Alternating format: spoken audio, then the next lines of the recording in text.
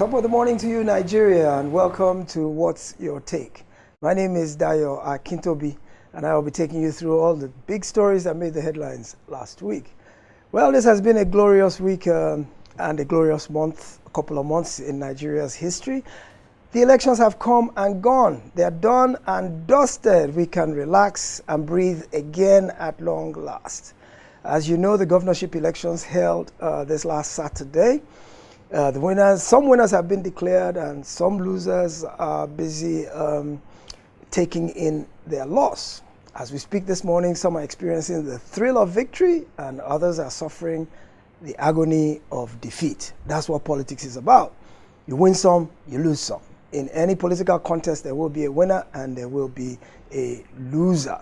However, there have been some firsts in this election that goes to show that our democratic process is deepening and it is progressing.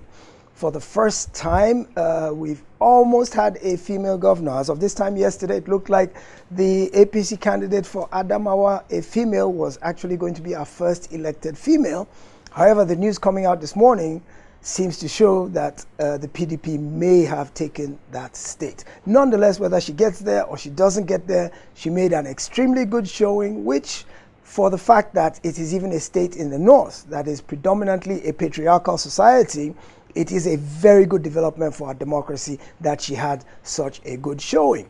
In addition, we also have a reverend for the first time in Benue State, which is a predominantly Muslim state.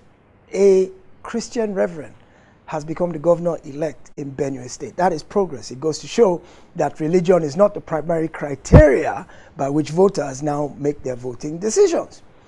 And then back in the south, we have what we call the happy hour governor in Akwa Ibom State, which has been a joke all through this last week because the PDP candidate in the run-up to the election promised that if he were elected, he would make sure that every Friday drinks would be sold at cut-rate prices all through Akwa Ibom State.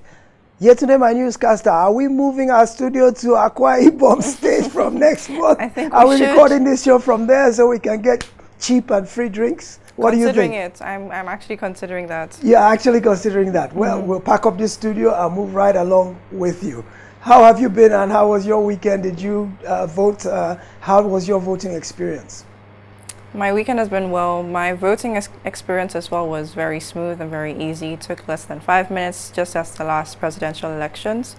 I wouldn't say it was the same for other areas because my friends that stay in VGC, they woke up as early as 8 a.m., went to the polling units, and they were told 3 hours after waiting to come back the next day, which was a Sunday, and they spent their whole days there before they were able to vote.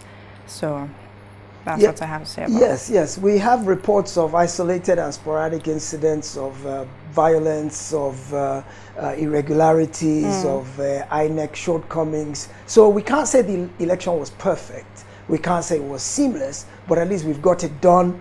Winners are starting to be declared, and Nigeria will move on, and we will heal from all of the division, the hate speech, the divisiveness, the rancor. We'll pick ourselves up and move on. And hopefully all the new people who will take office May 29 will do their very best to improve the lot of the masses in Nigeria. Now, having said that, before we introduce our guest, there's another interesting story we should touch on briefly. And this is how the people in the city of Shagamu, Ogun State, have found themselves having to travel to Ikorodu and in some cases Ijebu-Ode to go and queue for cash because in their wisdom, they burnt down all the banks in Shagamu in protest of the naira scarcity. So who is now paying the price for those burnt banks? They are traveling to Ikorodu. And guess what? When they go to Ikorodu on Friday, the Ikorodu people say, welcome. We're happy you're here, but go to the back. You will not collect money before us Ikorodu people go to the back of the queue. So please let us think about the fallout of the things we do before we do them. You burn the bank and it's to your own detriment. So now you don't have anywhere to collect cash in Shagamu. You're not having to go all the way to Ikorodu and then go and take your place in the back of the line behind the indigents who got there before you. All right. So that was just a lighter look at some of the things that happened. Let's get into the more substantive issues. Joining me to take a look at the big stories that made the headlines last week is Kolade Stephen Adeniyi, popularly known as Coach K. Coach K is an experiential learning coach. Wow, that sounds like a very big title. Experiential learning coach who is the MD of 361 Degrees Limited, where he functions as a performance improvement and life coach, as well as a business psychologist. Welcome to What's Your Take, Coach K. Thank you for joining us. Thank you so much, Well, thank you for letting me be here. I think I like your warm start on the entire news about the Shagamu people burning their banks. I think it's just very interesting. I know we are yet to get into the art of the conversation, but I think it's a good place to start from, which is that it's easy for you to be a party to the bandwagon effect, or find yourself being lost in the concept of the ed mentality. Yes. And you just follow the ed. And at that level, emotions are rife. People are not really thinking. Yes. They're just going on with the energy that presents itself. And yes. Even if it's a negative energy. Oh yeah, definitely. Oh, definitely. Which is, like I said, one of the things I like to start with, and I think viewers also should be mindful of, is the concept of what I call the E plus R formula equals O. And if we take that into cognizance, then our actions and our responses will be different, because it simply states that your emotion plus your response equals your outcome. Wow, fantastic. We will bring you back here to come and teach us all about experiential learning. Meanwhile, over to you yesterday to give us the very first big story of last week so we can talk about this. Governorship elections. Incumbents keep grip on power in battleground states as INEC begin declaring results. Violence, thuggery, and voter intimidation mar polls in some states. Governors Makinde, Sanwo-Olu, Abiodun, Yahaya, Abdul Rasak, Zulum, Buni, others win second term. Over to you, Dayo. All right. Okay, Coach K. Well, I don't know what your take is on the entire general elections, from the presidential 3 weeks ago to the governorship yesterday. But as I said in my opening monologue, bottom line is the elections are done and dusted. We have a new crop of leaders, although the results are still being announced from the governorship one. But we have a new crop of leaders. What would you like to see from the new people who will take power in May 29th compared to those who are going out now? What are your expectations of our new crop of leaders? Without thinking, I think this one is a no-brainer. So I think the missing nexus between leadership and the people is accountability. I think that's one thing that was deeply missing for the outgoing executives, either at the state level as governors or vis-a-vis even the president. I think there was a lot of lack of accountability. And I think if we look at human nature in itself with regards to people, you'll find out that the lack of people being accountable for what you promise to do, what you deliver, and the fact that even when you do things out of what you promise, you see the need for you to tell people that these are the reasons for this action and this is how it will impact. Case in point, the Lagos gubernatorial race, which became interesting, between the Incumbents and of course the out of the blue candidate who gave us another three-legged horse race in Lagos. Yes, Labour Party contestant. And then you would suddenly realize that it became an issue more because the same governor that could not, and I'm picking my words carefully, that could not show up for the debates, for the gubernatorial debate across the state, suddenly found out that in 2 weeks he needed to be accountable all of a sudden. And then which also now brings to fore the conversation that if you've done your job so well, then you don't need to explain to people that your job was well done. They will see, they will know. They should know. It should be automatic. So which of course now brings to bear the fact that the people who are the minders, the media minders of the governor, apparently should step up their game, and then they should be held responsible. Because if the governor has done so much, how come that the narrative is not directly impacted on the people? of course, I grew up. Of course, you'll be very familiar that we grew up with the MAMSA, with the MAMSA logo, where we knew that it was mass mobilization. People were heavily sensitized. So, and I think also that is another thing which still talking about accountability that the current government or the incoming government must make an imperative. Otherwise, we find ourselves going back to the conversation of, oh, you're Igbo, I'm Yoruba, oh, you're Hausa, oh, no, you're Kanuri. And those labels shouldn't count, or they shouldn't count. They shouldn't count because when you are born, like we said earlier when we were speaking at the lobby, you are born a human being first. You're born a person. And then the moment when we went to primary school, secondary school, you were not worried whether the person to your right was an Ahmed or the lady sitting in front of you was a Chioma. No, it wasn't what mattered. It was the fact that you guys were colleagues. Absolutely. And I always like to give this example growing up. So I grew up before my father began to hammer. We lived in a face you room and palo set of building.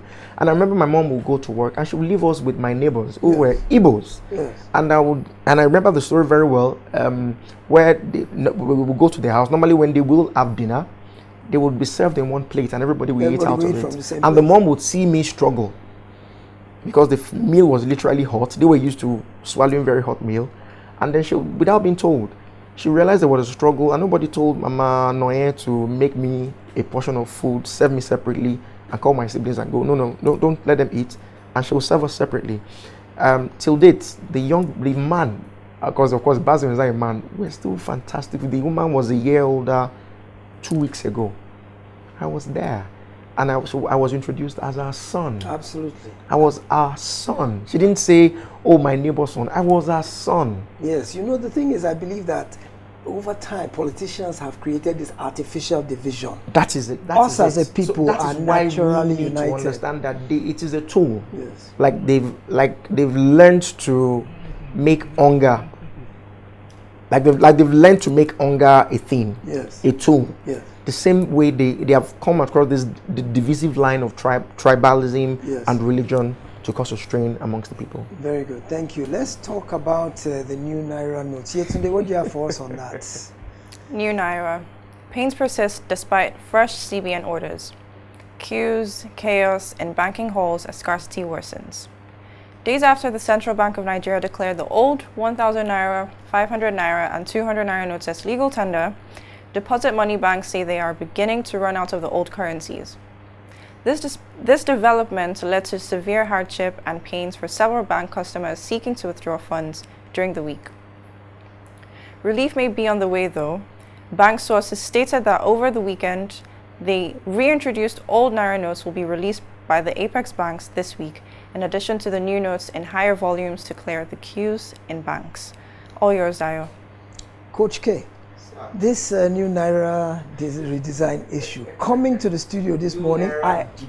Debacle coming to the studio this morning. I saw queues outside banks. They don't have money to give, old or new. So we're all still suffering. How do you see this, as you've put it, Naira redesign debacle, not policy debacle? I think it was a policy direction that was executed wrongly. Okay. That wasn't thought through. Okay. And everything along the line, I don't think there was both the people who thought through the policy, I don't think they gave it a thorough thought, and we can see that clearly, because if you can't give people the new Naira notes, then bring out the old ones.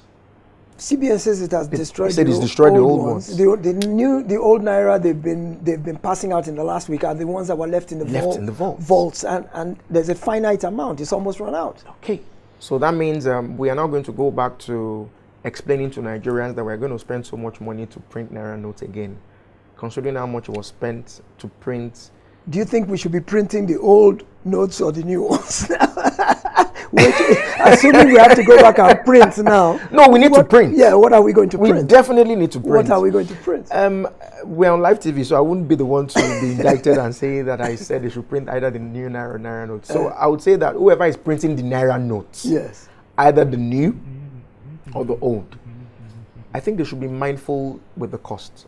Okay. We are running already. We all know it's an open debate that whoever is coming in to take over from the new dispensation, they have their work cut out for them. There are the humongous debts that the country has accumulated that need to be paid. So I think there needs to be a mindful way. The processes need to be rejigged. I've consistently always said this I say this all the time. Every time, I'll say it, in human existence and human interaction, in work, people are employed first for their competences and their know-how. Yes. But they are fired for their behavior. Okay. So what does that tell us? That our behavior comes first, our behavior is paramount in our outcomes? Yeah. I've been talking about the line of people, behavior, and patterns. So, yeah. So are you saying the CBN and the federal government misbehaved on the naira redesign policy? So Nigeria, you've heard that. but with regards to the naira note, I think that the responsibility for that, of course, needs to be added up. In the same climb, we know heads should roll. But at this point, we can't be crying foul over spilled milk. It's already done. Yes.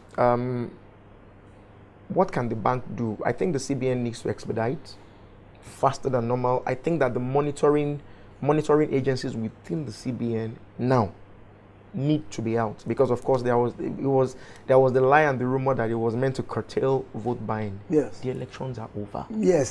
So spigots should open now. So let us hope that the reprieve we expect for Nigerians should come at least not later than the end of the week. Yes. The queues at the bank are embarrassing. Mm-hmm. It also now shows that we also have not built capacity for internet banking like we claim to have, because if we do, we should not be reacting to the humongous need and demand. Yes, the experience of the average Nigerian has been that most electronic transfers have been hanging, have been failing. I've had my fair share, and I'm sure you've had your fair share.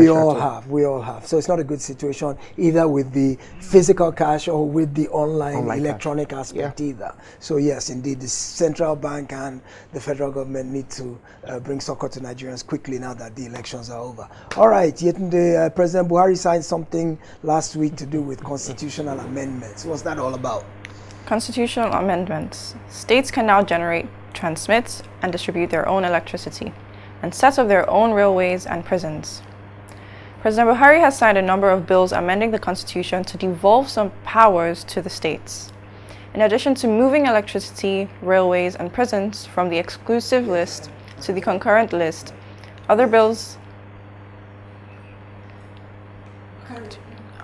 signed into law include financial independence for state houses of assembly and state judiciary, as well as a 2-month time frame for the submission of the names of ministerial nominees to the National Assembly by the President-elect from the day of his inauguration. Okay, interesting. Do I hear restructuring here? And if I do hear restructuring, why at the 99th hour? I mean, there's been this clamor for devolving power to the states. So now states can generate their own electricity, build their own railways, and in addition, state houses of assembly and the judiciary can be independent. States can build their own prisons. So now the center is pushing away more of its responsibilities onto the states, which is what Nigerians have been clamoring for. So this is restructuring starting to happen, isn't it? Yeah, I think it's President Buhari saving the best for the last. I think it was legacy.